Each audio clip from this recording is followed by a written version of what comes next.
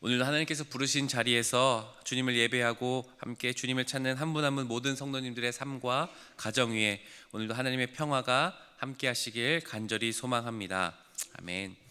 오늘 시편 119편 마지막 말씀은 161절부터 176절까지의 말씀은 히브리어 알파벳 마지막 이제 두 개의 알파벳인 신 그리고 타브로 시작되는 마지막 말씀입니다.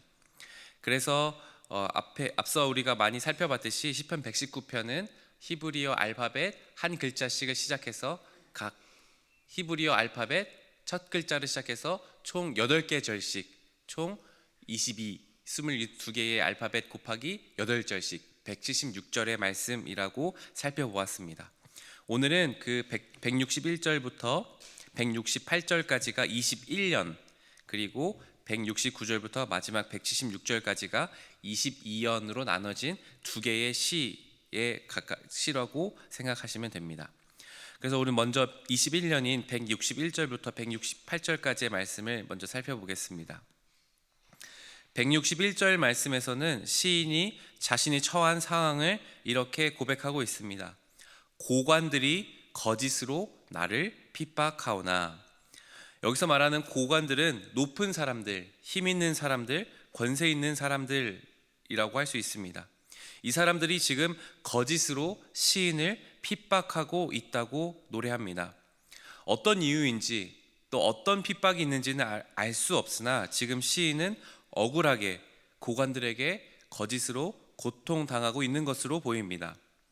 이런 억울한 고통 속에서 시인이 취하는 마음의 태도는 161절에서 주의 말씀만 경외한다고 고백하고 있습니다.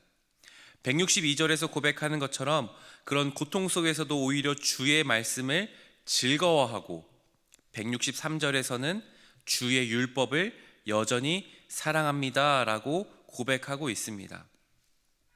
하나님의 말씀, 율법을 따르는 사람들의 힘은 바로 이런 것입니다.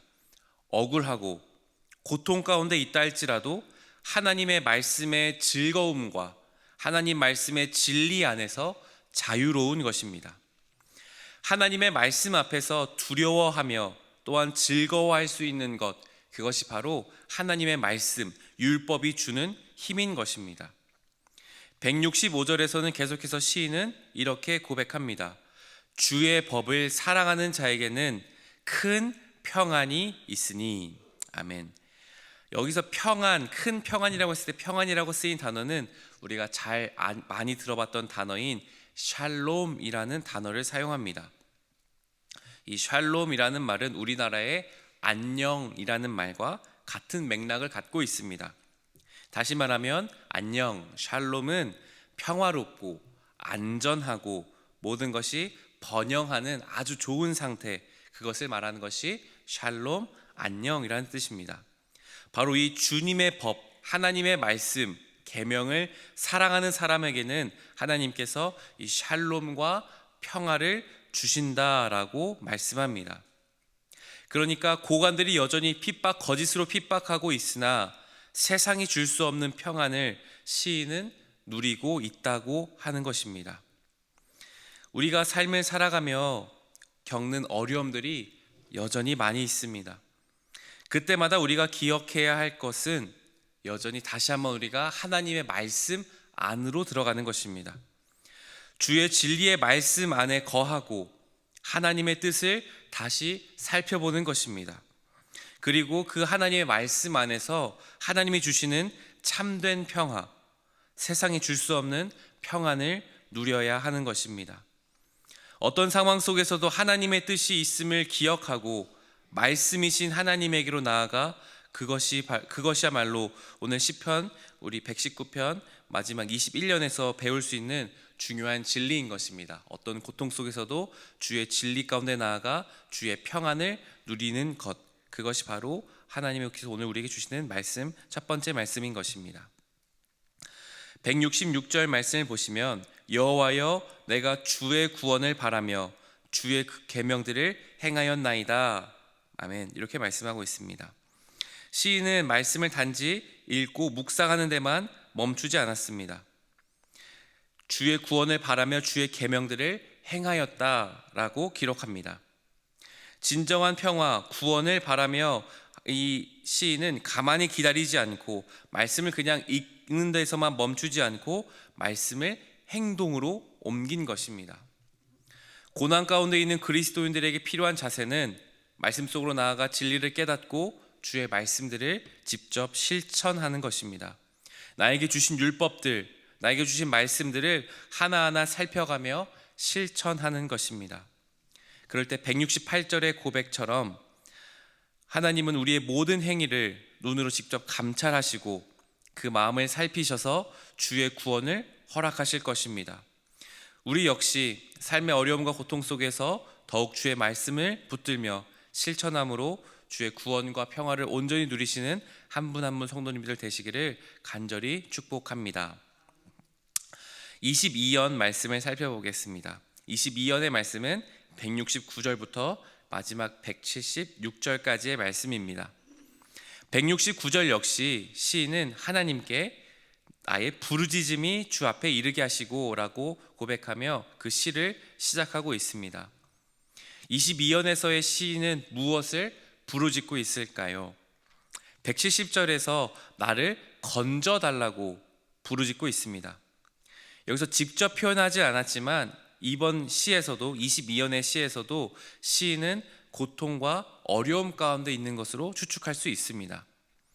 여기서 우리가 알 수 있는 사실은 시인은 170절에 걸쳐서 계속해서 하나님의 말씀과 율례, 계명들을 사랑하고 지키고 따랐다는 것입니다. 그럼에도 여전히 삶의 어려움이 찾아왔다라는 것입니다.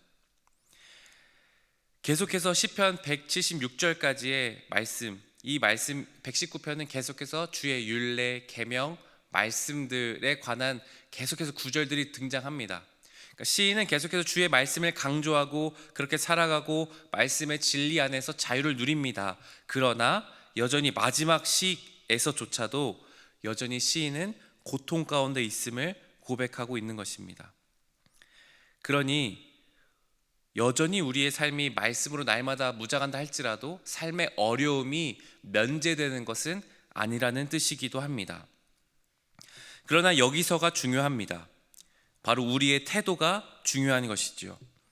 삶의 어려움에 직면했을 때에 말씀을 날마다 읽고 필사하고 지켜냈지만 여전히 우리가 찾아오는 어려움 앞에 우리는 어떠한 태도를 취해야 하겠습니까? 바로 169절 주의 말씀대로 나를 깨닫게 하소서. 아멘.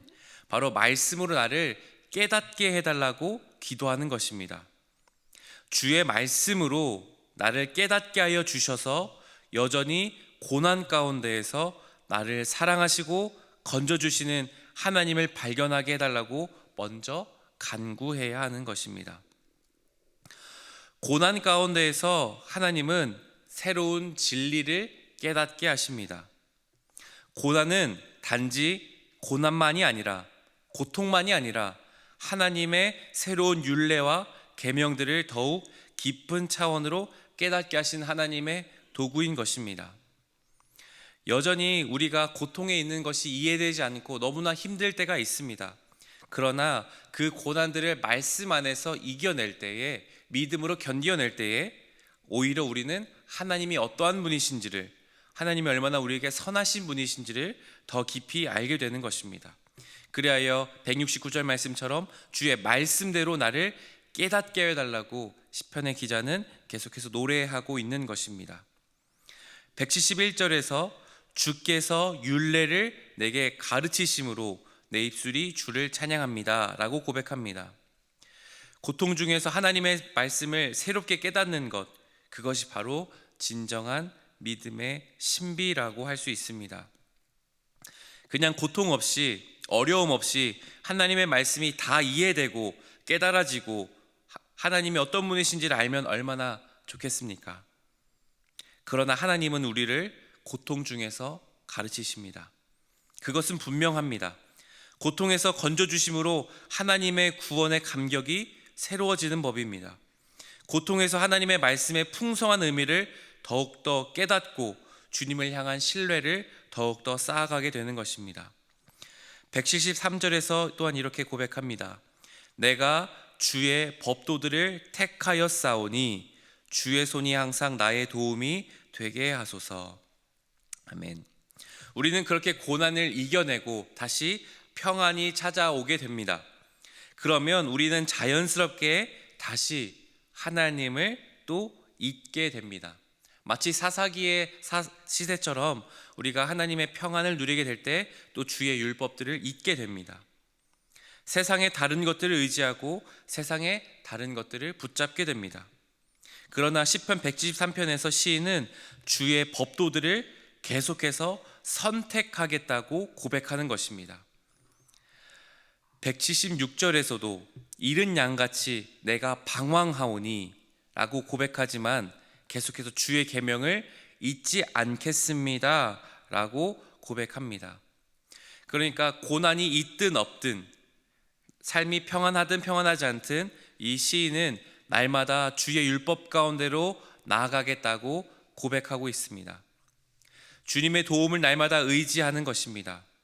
상황이 어려울 때뿐 아니라 평안할 때에도 한결같이 주의 말씀들, 주의 진리들 가운데로 나아가는 것, 그것이 바로 주님께서 기뻐하시는 삶의 태도인 것입니다. 시편 119편의 마지막은 고난 가운데서도 하나님의 말씀을 여전히 포기하지 않는 시인의 모습을 우리에게 보여줍니다. 말씀 안에서 깨닫게 하여 주시기를 소망하며 하나님께 나아가 간구하고 기도할 때 하나님은 샬롬과 평화를 허락하신다는 사실을 기억하시기 바랍니다. 그렇게 말씀 안에 거하고 하나님의 샬롬을 주시지만 여전히 우리의 삶을 살아가다 보면 우리에게 어려움과 고난은 멈추지 않습니다. 그때에 다시금 말씀을 깨닫게 하여 주시고 하나님을 더욱 깊이 알게 되는 축복이 우리 한 분 한 분에게 하나님께서 허락하여 주시기를 간절히 축복합니다. 그리하여 고난이 있든 없든 어느 삶의 순간에서도 이 시인의 고백처럼 날마다 주의 말씀과 율법을 포기하지 않고 날마다 주의 구원의 능력을 의지하며 살아가시는 우리 귀한 성도님들 한 분 한 분 다 되시기를 간절히 축복합니다. 기도하시겠습니다. 이 시간 함께 기도할 때에 시편 119편의 말씀을 함께 기억하며 나아가겠습니다. 우리가 언제 어느 때든지 고난이 있든지 없든지 날마다 우리가 주의 말씀의 진리 가운데로 나아가게 하여 주시옵소서. 우리의 삶이 어려움 가운데 있을지라도 주의 말씀을 기억하고 주의 말씀을 행하며 고난 가운데서도 다시 한번 새롭게 깨닫게 해주신 하나님을 깊이 알게 되게 하여 주시는 축복을 바라보며 날마다 주의 말씀으로 우리가 풍성하게 될 수 있는 삶이 될 수 있게 해달라고 우리가 두 가지 기도 제목을 가지고 함께 이 시간 주님 앞에 기도하며 나아가겠습니다. 함께 기도하겠습니다. 하나님, 시편 119편의 말씀을 우리가 다시 한번 기억하며 주님께 나아갑니다. 하나님, 우리의 삶이 주의 말씀만을 의지하며 나아갈 때라도 여전히 주님 우리의 삶에 고난이 찾아오는 것을 기억합니다. 그러나 그때에 주님 우리가 다시 한번 주의 말씀 가운데로 나아가 주의 진리를 깨닫게 하여 주시옵소서. 여전히 주의 율법과 계명들을 포기하지 않게 하여 주시옵소서.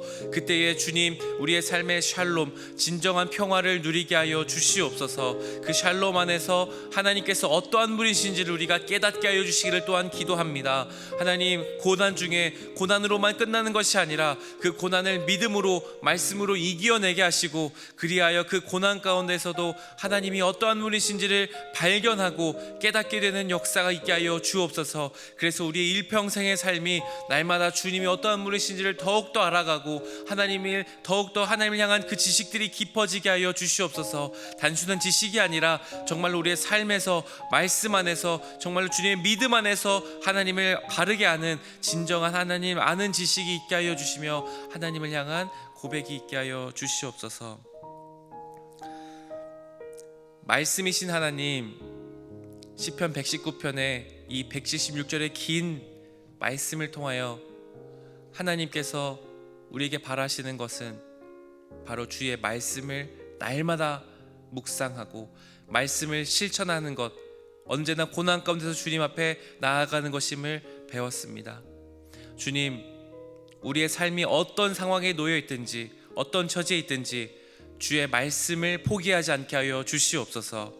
주의 말씀 가운데로 날마다 나아가 그 주의 송이국물보다 더 단 그 말씀, 우리의 삶의 등불이 되신 그 말씀을 날마다 사모하며 주님을 항상 경험하며 주님을 깨닫는 놀라운 삶이 될 수 있도록 하나님께서 함께하여 주시옵소서. 감사드리옵고 이 모든 간구를 예수 그리스도의 이름으로 기도드립니다. 아멘.